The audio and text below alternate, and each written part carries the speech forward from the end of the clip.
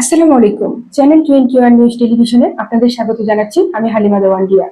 মুন্সিগঞ্জের শ্রীনগর উপজেলার চুরির অভিযোগে গণপিটুনিতে মোহাম্মদ শাহাদাত হোসেন নামে এক যুবকের মৃত্যু হয়েছে। ভোরে উপজেলার শ্যামসিদ্দি ইউনিয়নের মত্তগ্রামে এই ঘটনা ঘটে। পুলিশ ও স্থানীয় সূত্রে জানা যায়, ওই এলাকার একটি মসজিদে তাবলিগ জামায়াতে অংশ নেওয়া মুসল্লিদের বেশ কয়েকটি মোবাইল ফোন চুরির ঘটনা ঘটে। এই ঘটনায় সন্দেহভাজন হিসেবে শাহাদাত হোসেনকে স্থানীয়রা আটক করে। পরে উত্তেজিত জনতা তাকে গণপিটুনি দিলে তিনি গুরুতর আহত হন।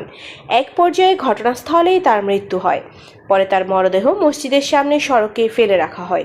খবর পেয়ে পুলিশ ঘটনাস্থলে পৌঁছে মরদেহ উদ্ধার করে সুরতহাল শেষে ময়নাতদন্তের জন্য মুন্সিগঞ্জ জেনারেল হাসপাতালে পাঠায়। নিহত শাহাদাত হোসেন একই এলাকার শামসুল হকের ছেলে। পুলিশ জানিয়েছেন, তার বিরুদ্ধে থানায় একাধিক চুরির মামলা রয়েছে। এ বিষয়ে শ্রীনগর থানার ভারপ্রাপ্ত কর্মকর্তা মোহাম্মদ জুয়েল মিয়া বলেন, ঘটনার খবর পেয়ে তাৎক্ষণিকভাবে পুলিশ ঘটনাস্থলে পাঠানো হয়েছে। মরদেহের ময়নাতদন্তের পর আইনগত ব্যবস্থা নেওয়া হবে।